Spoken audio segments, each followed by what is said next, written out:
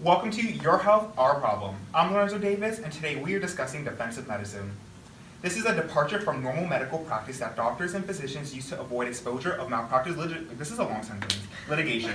First to discuss, this is Dr. Jessica Smith from St. Luke's Hospital, who's going to help us understand why defensive medicine is used in the first place. Thank you, Lorenzo. Defensive medicine is prominent within the healthcare field because physicians do not want to be involved in a lawsuit. This may occur if a patient feels as though they are not getting adequate care or enough care to help their situation. The physician's response to this might be to perform more tests or medical procedures to ensure that the patient is getting all the information about their situation. Could that result in a lot of unnecessary bills for the patient? Yes, it could, but this has really become a standard within the medical field. Many times, the procedures and tests are actually requested by either the patient or family members. A large fear of physicians is that they will miss something if certain tests are not performed. This really does seem like a common trend between physicians and doctors. How do you respond to this controversy? Physicians struggle to determine what is viewed as defensive medicine and what is not, because many times they are doing what they believe is best for the patient. Our hope is that we can give the best care to our patients, but we also do not want our patients to feel as though we are forcing unnecessary care onto them, creating piles of medical bills. Thank you for that input. On that note, we will turn it over to Tim Weatherholt, who has discovered an individual who has experienced a severe situation on defensive medicine. Thank you, Lorenzo. I am at Moravian College joined by Jake Jacobson, a victim of defensive medicine. Hello, Jake. Can you speak to our viewers about your experience with defensive medicine within the healthcare industry? Hello, Tim. About 2 years ago, I was in a minor car accident and was taken to the physician's office as a precautionary measure. When I was being treated, I was asked questions about how I was feeling to determine if I had a head injury. I told my physician that I was not experiencing any of the symptoms he was listing. Although I expressed that I was fine, the physician had me take a CT scan and an MRI.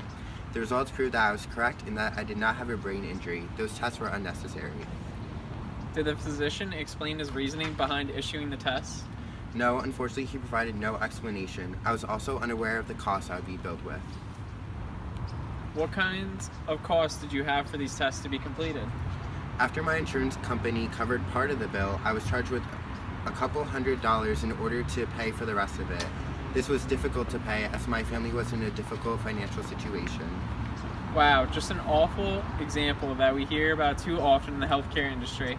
A study conducted by authors from Harvard University and the University of Melbourne estimated that defensive medicine is costing Americans $45.6 billion annually. Defensive medicine is a main reason why so much funding has to be put into the healthcare industry. It's a continuous issue that should be addressed, and for more information about how we can prevent this, I'll send it back to the studio. Welcome back to Your Health, Our Problem.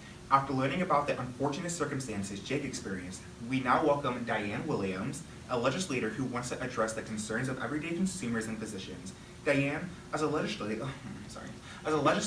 what can you tell us about the issue of defensive medicine and what needs to be done to help both sides? Both Dr. Smith and Jake brought many points to the attention to legislators like myself. And as a legislator, it is my job to bring these issues to light so the general public understands them before they become victims themselves. To reduce the use of defensive medicine, you need to enact measures to reduce physician liability, and this in turn should reduce physicians acting upon defensive medicine and patients being subjected to it. Do you think you could go into a bit more detail about this legislation? Of course. Oh. So, the laws that specifically concern medical malpractice, which includes defensive medicine, fall under a subsection of law called tort law. Tort law is what protects patients from medical malpractice by holding the appropriate party accountable and requiring compensation from the damage that they caused.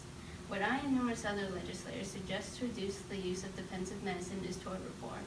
In other words, I want to change these tort laws so that physicians are not punished so harshly for their mistakes because they, like everyone else in the world, are only human.